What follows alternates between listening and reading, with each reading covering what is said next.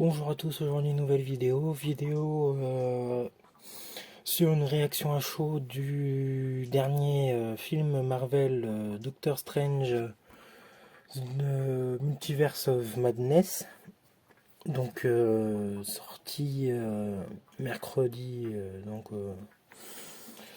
jour le comment dire mercredi 4 mai, pardonnez-moi. Euh, Dans cette review, je vais d'abord faire une partie sans spoil où je parlerai de ce que j'ai ce que j'ai aimé, pas dans ce qui est dans la scène, mais dans ce qui est de la production, musique, mise en scène des actions, des combats, etc. Je redécrirai vite fait l'intrigue et je partirai sur la partie spoil qui sera tout de même assez court parce que je vais pas forcément spoiler vraiment comment dire le film, juste spoiler certains moments et je dirai pourquoi je spoil ces moments-là.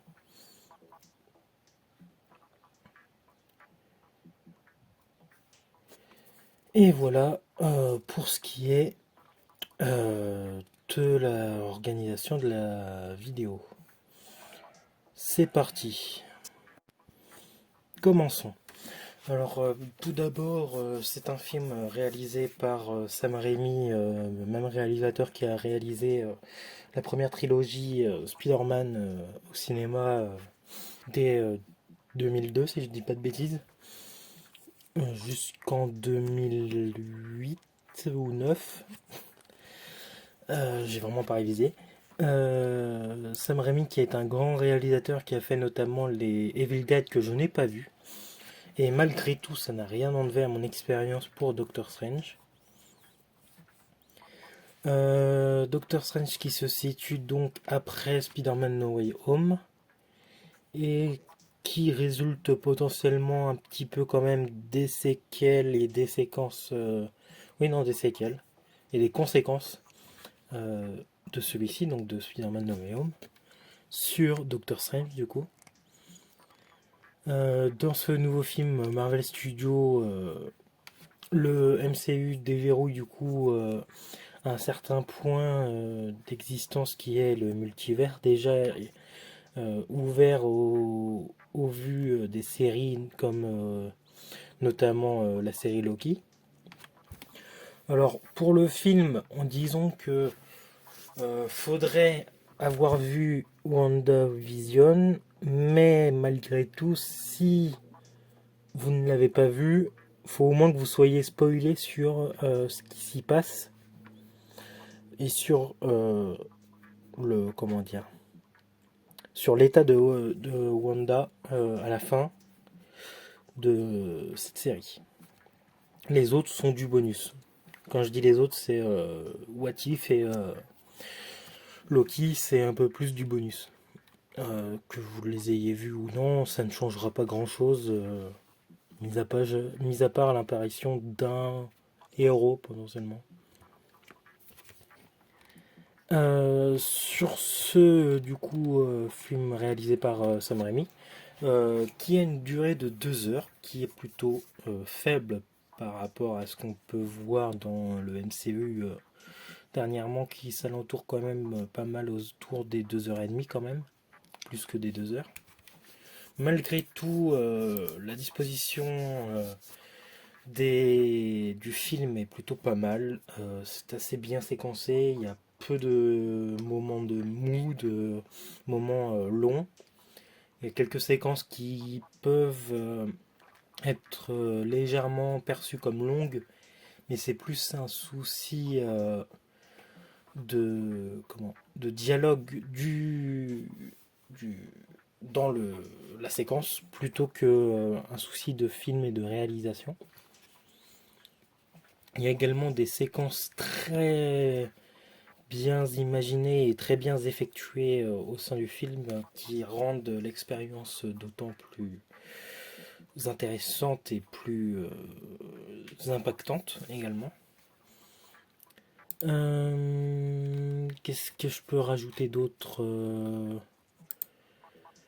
Bah, du coup, bien sûr, il y a comme acteur Doctor Strange, donc Benedict Cumberbatch, Wanda Maximoff, dite la sorcière rouge, qui est Elizabeth Olsen, et Wong, notamment, qu'on va voir dans, comment dire, dans le film Mordo également, qui revient sous les traits de son personnage, mais différent. Christine Palmer qui revient également. America Chavez qui est un nouveau personnage joué par euh, alors Xochitl, je crois, un truc comme ça, Gomez. Alors une actrice que j'ai trouvé plutôt pas mal dans son rôle, malgré que son rôle était assez secondaire et un peu près pas inutile, mais qui facilitait la séquence scénaristique.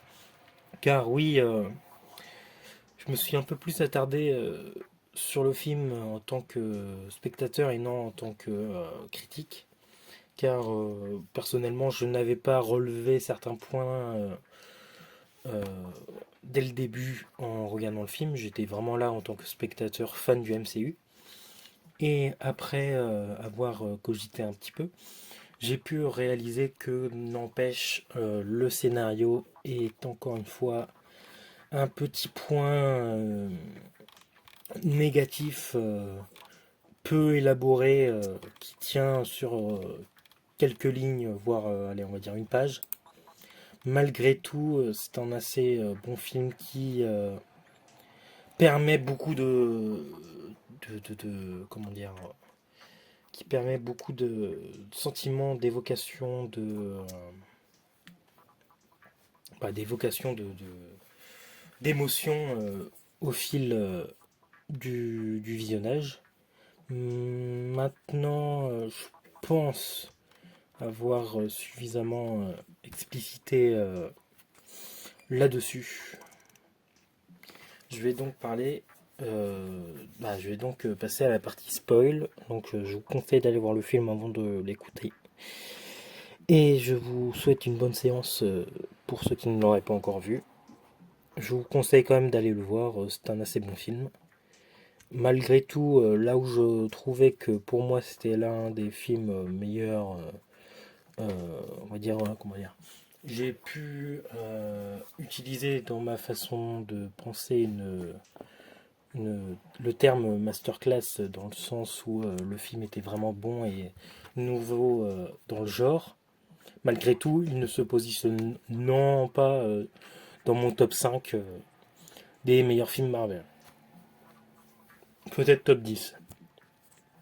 Il faudrait que je le revoie, mais d'ici là, je faudrait que je le revoie plus amplement plus tard, notamment à mon avis dans sa sortie DVD, qui sera plus simple, pour un meilleur avis. Sur ce, je passe à la partie spoil et je vous conseille de partir ceux qui n'auraient pas vu le film, ou sinon vous êtes mis en garde. Alors, tout début, le film commence avec America Chavez et Defender Strange, qui est, qui est un Strange un peu particulier parce qu'il n'est pas tant héroïque que ça, on peut le voir assez vite, et qui se fait malheureusement tuer par une sorte de monstre tentaculaire, mais pas un monstre tentaculaire en mode pieuvre, plutôt en mode momie, juste les banderoles de la momie. On voit notamment qu'il a des runes, et on comprendra pourquoi par la suite. Euh, du coup, America Chavez atterrit au niveau de la Terre du MCU, donc au niveau de l'univers cinématographique du MCU. Et elle intervient au niveau, alors juste après, comment, juste après que le docteur Palmer, du coup,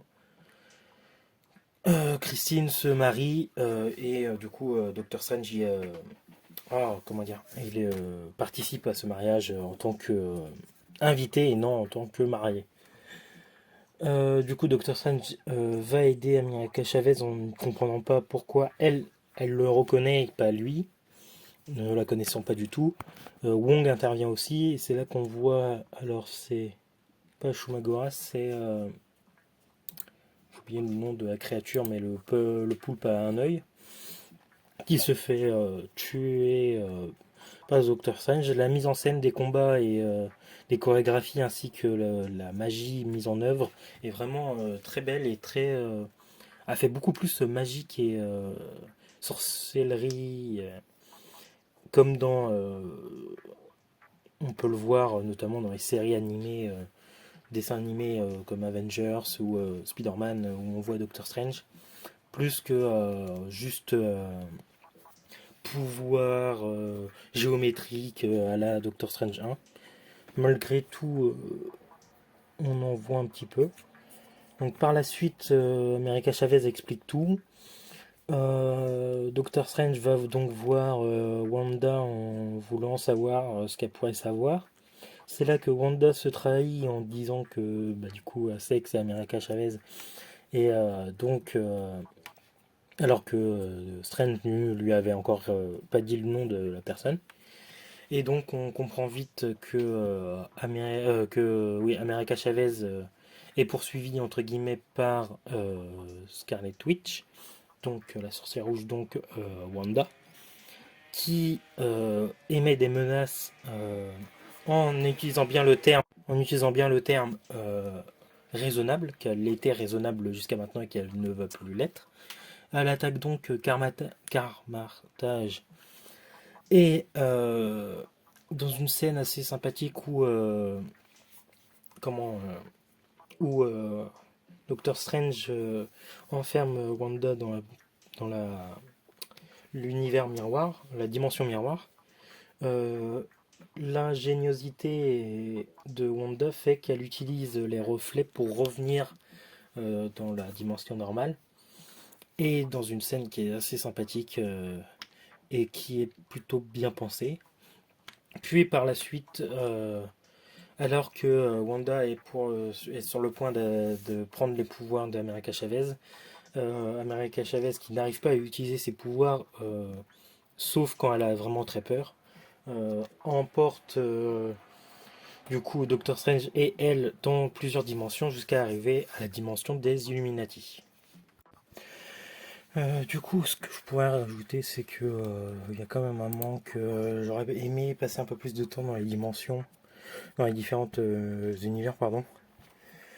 Malgré tout, on en voit quand même quelques-unes, même si c'est furtif. Et par la suite, du coup, Wanda retrouve America Chavez et Doctor Strange, qui ont été arrêtés par les Illuminati. Et vient une boucherie de la part de Wanda qui tue les Illuminati les uns après les autres, sans scrupule. Alors c'est pas Wanda en elle-même, c'est une sorte de variante qu'elle manipule grâce au Darkhold. Et du coup, la résolution qui peut être vue assez parodiquement, on va dire, comme mise en scène, est une bonne mise en scène en soi quand même. Et un affrontement assez sympathique et une fin suspense sur est-ce que Wanda est morte ou non. Et c'est plutôt pas mal, parce que connaissant le personnage dans les comics, c'est ce que ça peut devenir dans le MCU, ils ont raison de poser un point d'interrogation sur sa disparition ou non totale.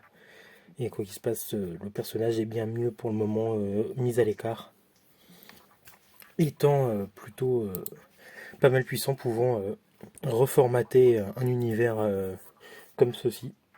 Donc